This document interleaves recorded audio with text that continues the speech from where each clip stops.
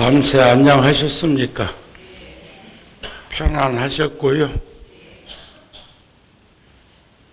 이웃집 불교경 하셨는가 봐요. 편안하셨어요? 이야, 여여부동하시네. 아니, 강원도에 그런 큰 산불이 났는데 편안했다고?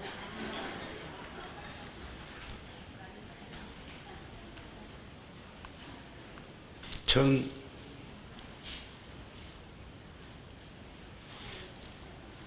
그 전에 한번 그 불난 남대문 화재로 인했을 땐 아침에 제 입술이 다 안암팍으로 불어 텄었어요. 이렇게 불어 터졌었는데 억수같이 퍼붓는 비에도 기와장이 젖지 않는데 화재가 났을 때 기와 위에다 물만 뿌리고 있는 꼴을 보면서 화가 났었다고요. 그래도 오늘 아침에 큰 피해는 있지만 그래도 많이 불이 진화되고 전국에 있는 소방 헬리콥터가 강원도로 다 제주도만 빼놓고 모여서 진압하고 있고 그런 모습을 보면서 그래도 그만하기 다행이다.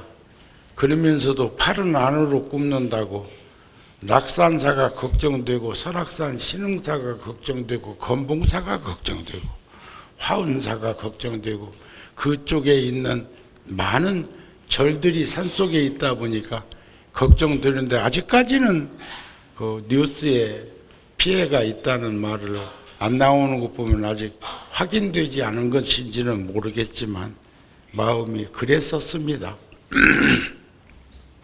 그래서 오늘 아침에 주지스님하고 상의해서 홍법문화재단에서 그동안 불자들이 동참해준 그 다양한 기금을 이렇게 모으고 저렇게 모아서 좋은 곳에 쓰여지고는 있지만 이번에 강원도 그 설악산, 고성, 속초, 강릉 저기 그 망상 해수욕장 있는 데까지도 굉장히 그 불이 날아다니면서 그런 짓을 벌려서 이번에 월요일 날 종단 아름다운 동행을 통해서 그 지역 재난지구에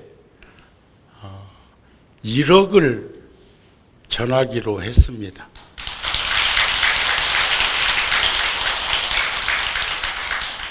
네팔 지진 났을 때도 우리가 1억을 했고 또 JSA 판문점 공동경비구역 안에 16개국 6.25 때 전사자를 위한 법당 지을 때도 1억을 했고 이런 일 저런 일 많이 했지만 또 작년에는 카리브 해안에 있는 푸에르토리코에 허리케인으로 큰 피해가 있었을 때 우리 함께 해서 구룡사에서 3천만 원을 모아서 전달하면서 원을 세워가지고 30만 불, 3억 3천만 원을 푸에르토리코에 그 아직도 생존자가 한 2천여 분 생존해 계셔서 어렵고 힘든 환경에 노출된 분들한테 그렇게 했습니다.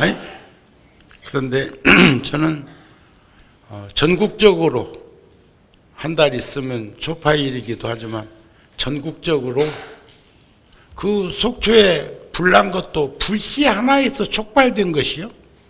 그런 것처럼 구룡사에서 앞장서서 적은 돈은 아니지만 십시일반으로 이게 못 와서 불교의 이름으로 그쪽의 어려움을 같이 극복하는데 우리 그 포항 지진 났을 적에도 했죠. 그런 건 잘해. 그런 것만 잘하는 게 아니라 다른 것도 잘해. 그렇지 않아요? 오늘 법문하기 전에 먼저 35년 이상 캐나다 토론토에서 우리 교민들과 그 지역 주민들을 위해서 스님은 영어를 잘하십니다. 양일 큰 스님께서 활동하고 계신데 이제 벌써 90이 다 되어 가시기도 하고 이제 이번에 소임자를 보내고 스님은 가능하면 저랑 같이 사십시다 하는 말씀을 드리고 있는데 우리 양일 스님 소개합니다.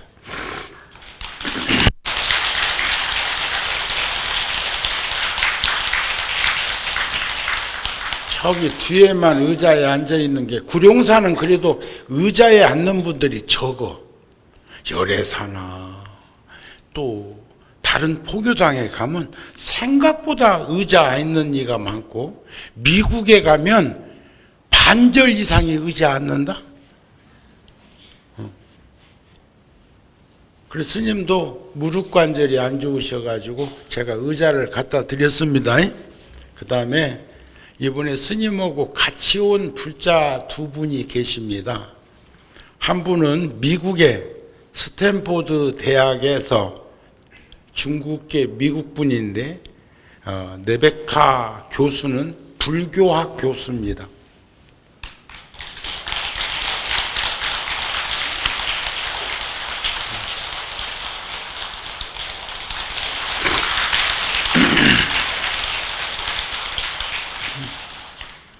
그런데 지금 임신 7개월인데 딸이래요. 지금 아들 하나 있고 딸이라고 이번에 통도사에서 보살계 받고 또 암자 순례하면서 참선도 하겠다고 또 자기 집에다가 선방을 차려놓고 또 스탠포드 대학에서 그렇게 불교와 강의 말고 강연을 저 교수가 하면 1000명 이상씩 학생들이나 대중들이 운집해서 굉장히 이렇게 영민해 보이죠?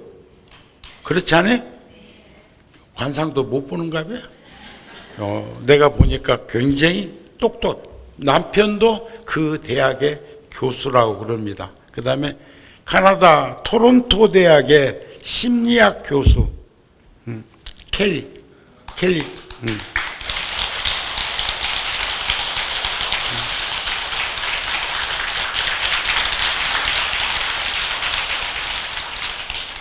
이분도 교수이면서 그 지역에 있는 불교를 이렇게 뭐하는 이들한테 참선 지도도 하고 또 우리 대각사에 토요일 날이면 몇십 명씩 그 캐나다, 미국 사람들이 와서 정진하는데도 함께 하시고 오늘 이렇게 오신 건 통도사에서 보살계를 받기 위해서 왔고 또 태중에 있는 아기가 딸이라고 얘기를 하고 지금 1살짜리 아기는 아들이라고 그래서 딸에게는 제가 이번 보살계 받을 때 같이 받으라고 해서 지혜지자에다 지혜해자 지혜심이라는 불명을 지어주었습니다.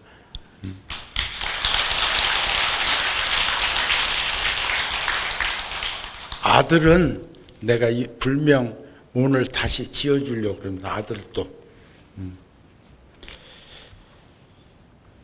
참 스님하고 이렇게 와서 한 10여일 동안 통도사 오늘 가가지고 11일까지 보살계 끝나는 날까지 그곳에서 함께 하겠다는 그런 그 다음에 지금 우리 한국 사찰의 이모저모를 이렇게 촬영하고 또 저도 영문으로 되어 있는 책을 지금 제가 가지고 가기 벅찰 만큼 제가 찾아놨어요.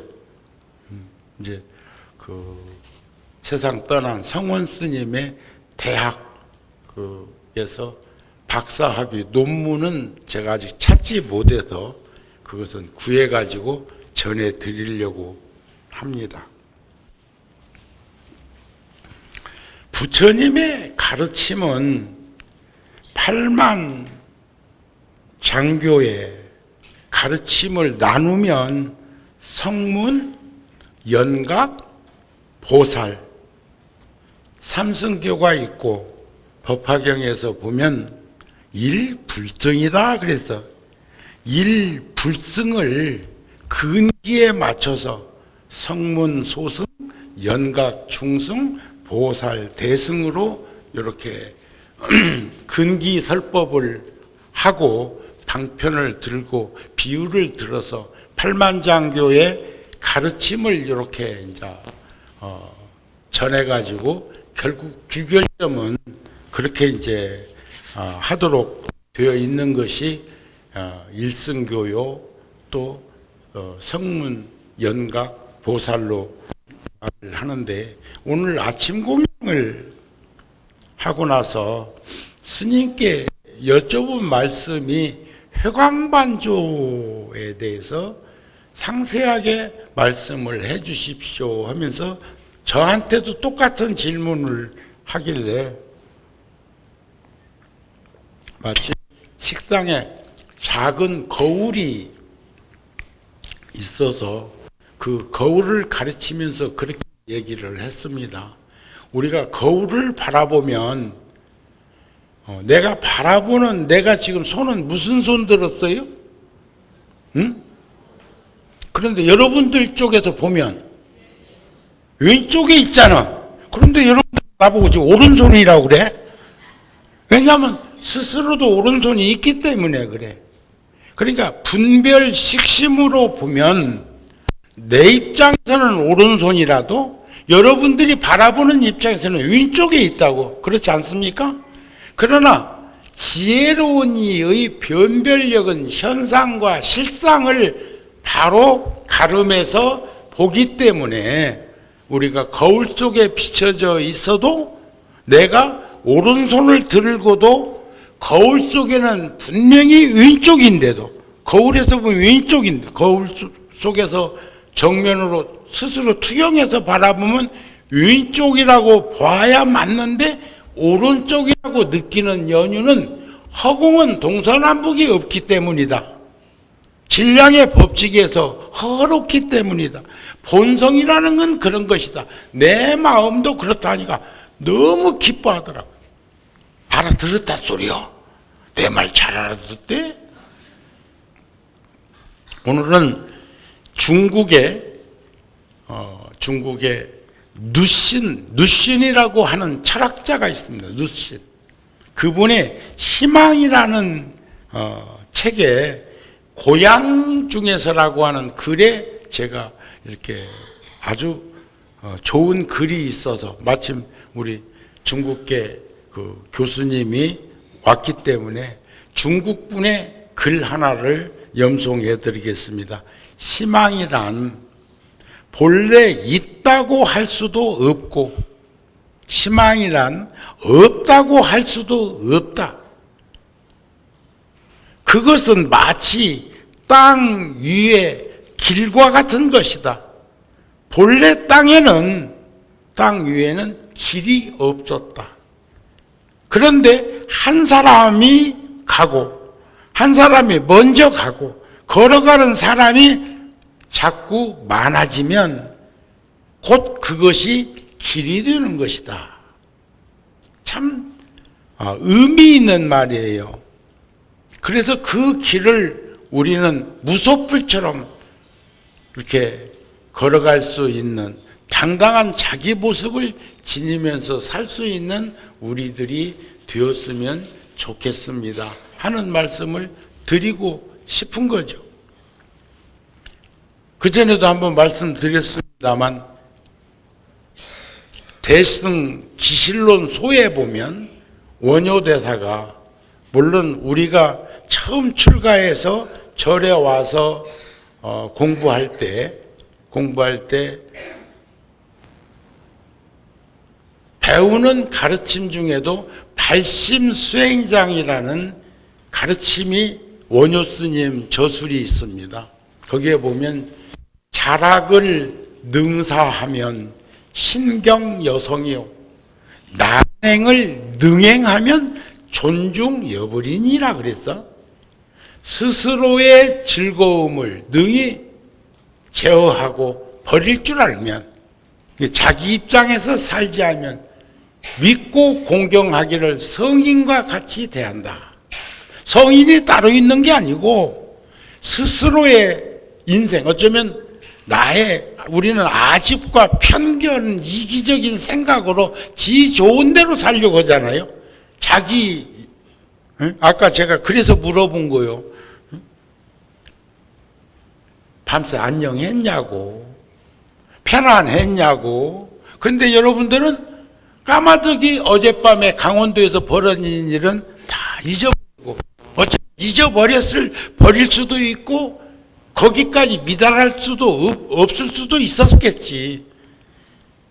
그런데 그냥 스님이 물으니까 스스럼 없이 편안했습니다. 밤새 안정했습니다. 그 강원도가 여기서 천리길인데 그렇잖아요. 아무 일 없었지요. 그런데 세상은 상호 의존 관계 속에서 비춰보면 내가 영향을 주기도 하고 상대로부터 영향을 받기도 한단 말이에요. 그런 걸 비춰보면 그게 남의 일이 아니요. 혼자 살 수 없는 것이고, 그렇게 쉽게 생각해보면 더 자연스럽게 느껴지는 것들이 있지 않을까 싶은 마음이에요. 그런데 스님은 어떤 분이냐? 어려운 일을 능히 행하신 분이에요. 어려운 일을 능히 행하신 분. 그분을 존중하기를 부처님과 같이 한다. 우리도 어려운 일을 능히 행하고 스스로의 즐거움을 능히 제어해서 내려놓을 줄 알면, 나만 생각하지 않고 자타가 서로가 이타심으로 살아가면 그분이 바로 성인이요, 그분이 바로 부처님이라는 것을 볼 수 있었으면 좋겠습니다 하는 말씀을 드리고 싶어서 제가 이제 모두에 그렇게 한번 툭 던져본 거예요. 그래서 어떤 종교이든지 그 종교를 받아들이면 그 종교는 우리네 생활의 일부가 되어야 한다. 생활화가 되어야 한다. 관세음보살님이나 지살보살님을 우리가 정근하고 염송하면서 기도하는 것도 결국은 닮아가자는 거니까. 우리가 이번에 출가해서 열반까지 경건주관으로 정해가지고 우리도 부처님같이 정진하자고 해서 일주일 동안 그렇게 했던 것도 관세음보살님의 대비심과 지장보살님의 대원행을 서원하는 것이다. 우리도 부처님같이, 우리도 보살님같이, 우리도 그와 같이 살고자 하는 그런 의미를 깊이 인식했으면 좋겠다. 우리의 기도하는 모습과 자세에서 간추려 생각해보는 시간들이 그때도 되었으면 좋았지 않았을까. 그래서 제가 열반제일에 열애사에서 법문할 때 부처님이 떠나시면서 마지막으로 슬퍼하는 아란에게 말씀하셨던 것을 그 다음 일요일 날 구룡사 법회하면서도 다시 한번 상기시켜 드렸던 것도 마음이 아니었을까. 가장 중요한 것은 평상심이 도라고 평상심을 가지고 살아갈 수 있는 그런 수련들을 하면 거울 속에 거꾸로 비치는 내 모습도 바로 볼 수 있는 건 나를 알기 때문이고, 실상을 알고 현상을 보기 때문에 우리는 내가 들었던 오른손을 여러분들은 오른손이라고 인지하고 답변할 수 있는 것이 아니었을까 하는 마음이 들었습니다. 그렇다면 왜 그렇게도 우리는 간절한 기도와 정진과 수행이 필요한 것일까? 전 걱정했어요. 7개월 된 아기가 지금 막 무럭무럭 커가지고 마치 배불리 음식을 먹은 것처럼 몸이 불어나는 걸 스스로 느끼지 않을까? 그런데도 스님 생전에, 스님이 뭐 내일 모레 돌아가신다는 건 아니지만 우리 모두 사실은 숨 하나 거둬들이면 못 내놓으면 가. 여기 안 갈 사람 있어? 우리 얼마나 더 살 수 있다고 생각하세요? 여러분들 얼마나 더? 내가 어제 아래 우리 부타 TV 이봉관 실장이 93년도, 91년, 92년, 93년도에 화엄경 산림 백고자보표를 3년 동안 하고 회양 전야제를 체조 경기장에서 할 때 거기 함께 동참했던 불자들 한번 기분 좋게 한번 손 한번 들어. 바짝 들어봐 봐요. 응? 아직도 많이 생존해 계시네. 그런데 그게 25년 전이야. 25년 전에, 26년 전, 27년 전, 91년, 92년, 93년, 3년 연차로 그곳에서 했단 말이죠. 그리고 94년도에는 종단의 어려움이 생김으로 해서 제가 그것을 거둬 드리고 100일을 사경법회로 했었습니다. 와, 불자들 많이 왔대요. 요즘 디지털로 찍었으면 화면이 참 좋고 또 나이트까지 비추고 찍었으면 더 환했을 건데 그래도 잠깐 그 풍광이 비춰지는데 그리고 그때를 떠올리면은 가슴이 저릴 만큼 감격스러운 게 뭐예요? 그 경기장을 빌려준, 대관해준, 주었을 때보다 그렇게 많은 이들이 몇 시간을 거기에서 법표를 하고 행사를 마치고 돌아간 다음에 더 깨끗했다는 거 아니야. 더 깨끗했다. 자기들도 싹 치우고 대관을 해줬는데 그보다 더 깨끗하게 처리하고 말끔하게 해놓고 입댈 일 없이 해놓고 우리가 떠났다는데 그분들이 놀랬다는 거예요. 구룡사라고 하는 사찰에서 함께하고 있는 그 불자들이 그게 25년. 그런데 앞으로 스님이 12년만 있으면 80이다.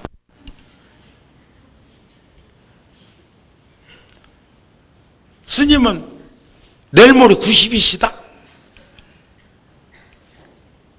사바세계는 부모에게 물려받은 이 몸은 반드시 돌려주고 떠나야 된다는 것을 우리는 알고 계셔야 됩니다. 벌벌벌벌벌벌벌벌 떨지 말고. 알았습니까? 세상에 죽음을 목전에 두고 벌벌벌벌 떠는 건 고등동물이라고 하는 만물의 영장이라고 하는 인간들 빼놓고는 난 동물이 떠는 건 못 봤어. 응? 동물들은 안 떠는 것 같은데 돼지는 웃고 가잖아요. 그런데 인간은 그거 딱 갖다가 또 고사상에다 올려놓고는 아이고.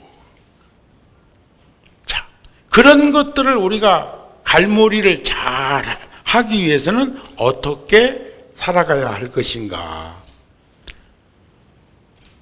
삶의 현장에서 어떠한 경우에라도 어려움이 있더라도 흔들림 없이 평상심으로 그 문을 통과할 수 있다는 확신과 신념을 가지고 세상을 살면 당당할 거 아니냐는 거지. 떳떳할 거 아니냐는 거예요.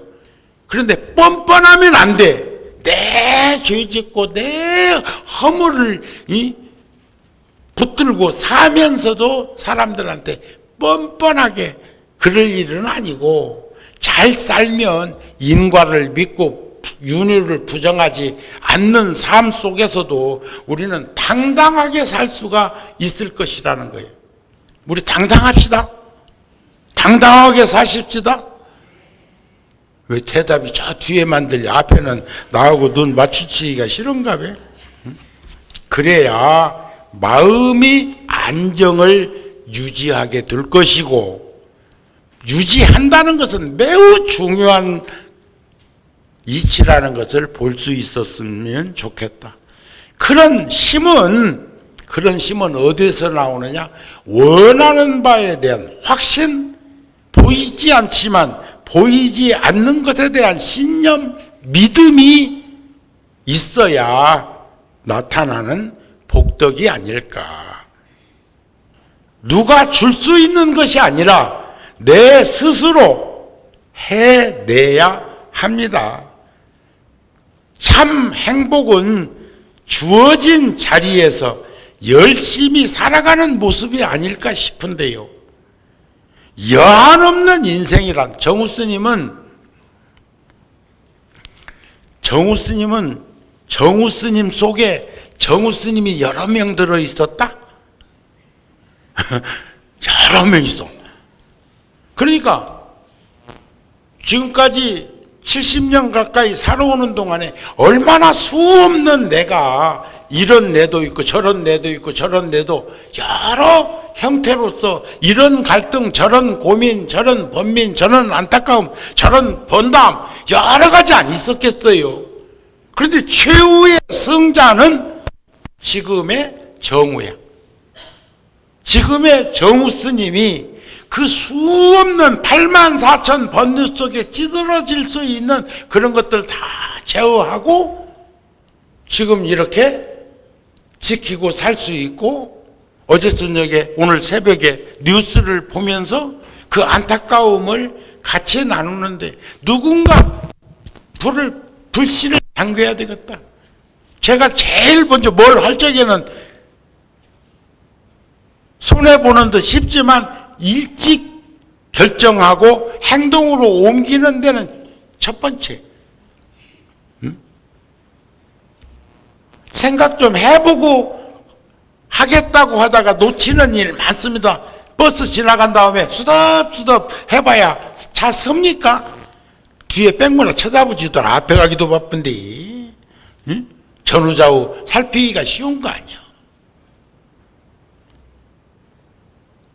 그런데 그러한 마음을 낼 수 있는 변별력이 나는 옳다고 생각하는 거죠.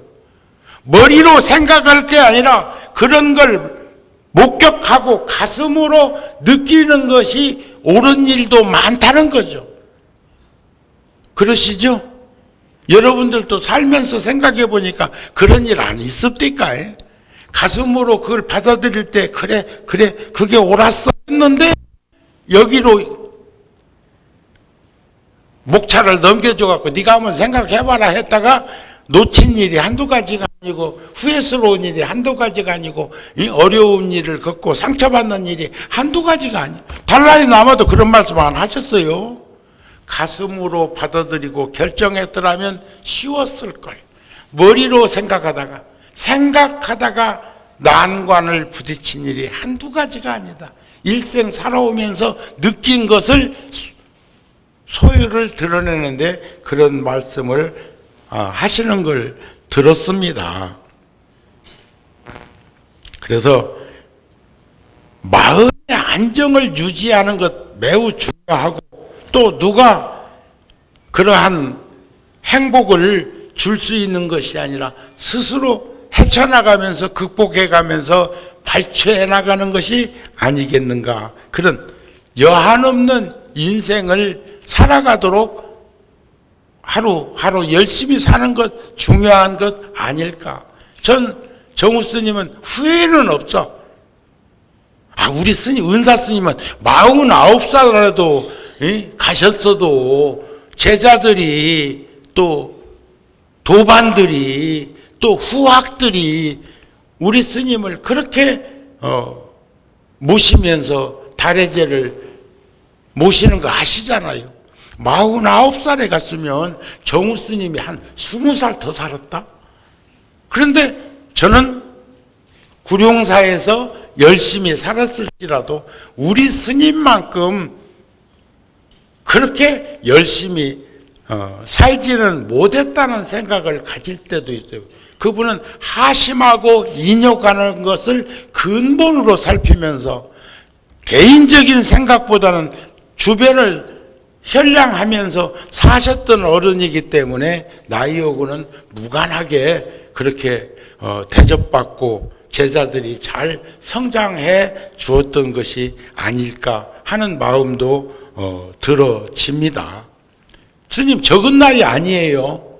하지만 그렇다도 오늘 내일 갈 나이는 아니고 좀 더 여러분들하고 함께 더 할게요. 응? 좋아하는 일은 7명밖에 없구만. 그럼 빨리 갈까?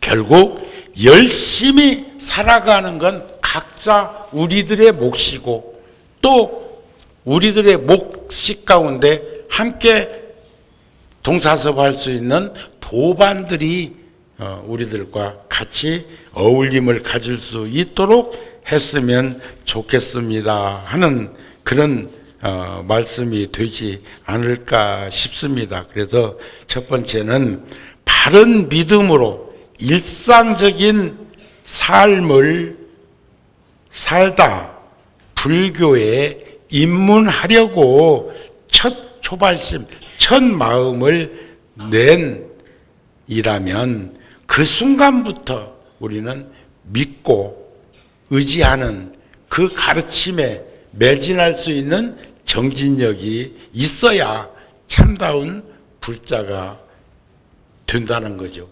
그러기 위해서는 첫째, 게으르지 말아라. 게으르지,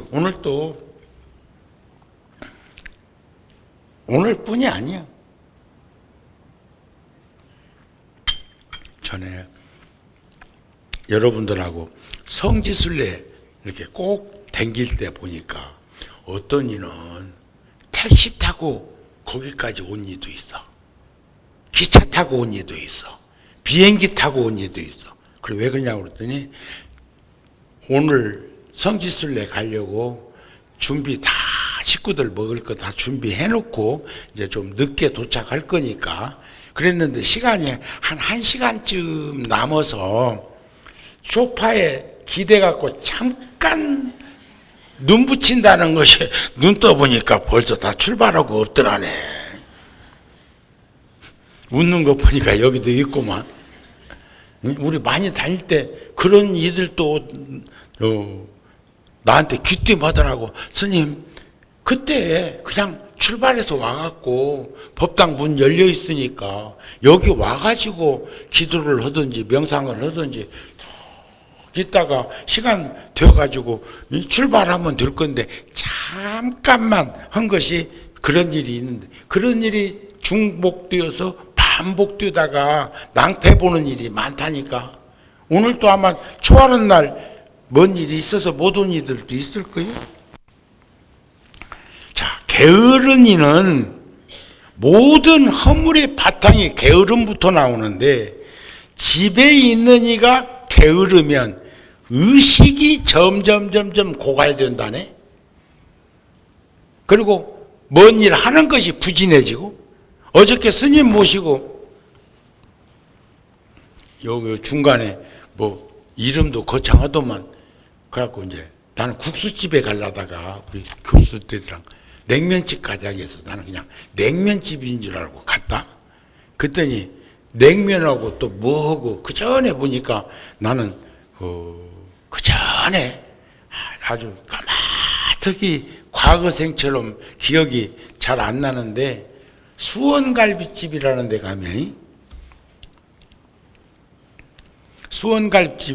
가면 갈비에다가 냉면, 물냉면하고 이렇게 나오는 집이 있었어. 그 전에 여기 이제 우리 주지 스님이나 성윤 스님이나 성견 스님이나 뭐 이렇게 여럿이 우리 어렸을 때 같이 한 살았습니까? 30년 전에. 그때 제가 이제 한번 맛있는 걸 한번 사주려고 가자 해갖고 이제 갔는데 실컷 맛있는 것을 먹고 이제 입가심으로 물냉면 이렇게 먹고 오면 딱 좋겠더만 한 녀석이 그 형제가 있었는데 한 녀석이 갈비탕을 시키더라고.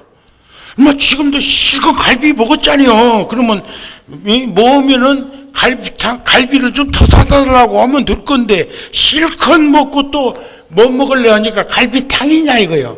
그러니까 그 사람은 어려서 절에 와가지고 절의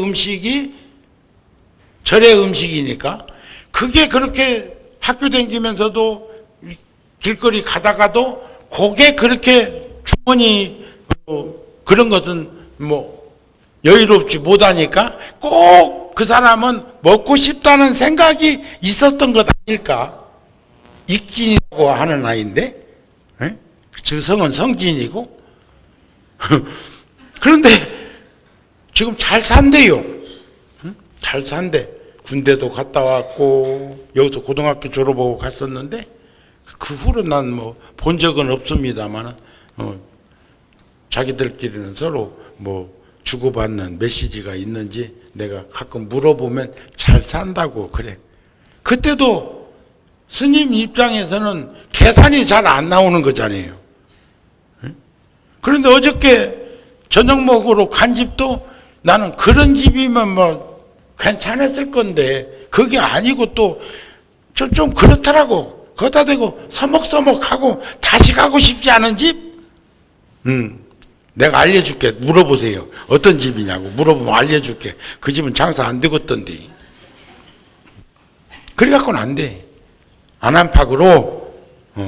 그러니까 게으름이라는 것은 모든 어불이 바탕이 된다는데 집에 있는 이가 게으르면 의식이 점점 부족해지고 뭘 하는 이는 그게 쪼그라든단 말이에요. 출가하니가 게으러지면 나고 죽는 고통과 괴로움을 벗어날 수가 없어. 똑같아.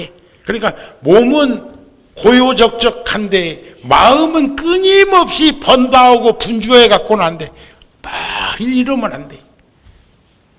다운된다는 게 아니라 편안해. 안심인명 나를 바라볼 수 있는 그런 모습이 되어야 하지 않겠습니까? 자, 모든 좋은 일은 보리심을 여의지 않고 진지한 현장에서만 일어나는 일이요. 정진이라는 말은 진지한 삶이에요.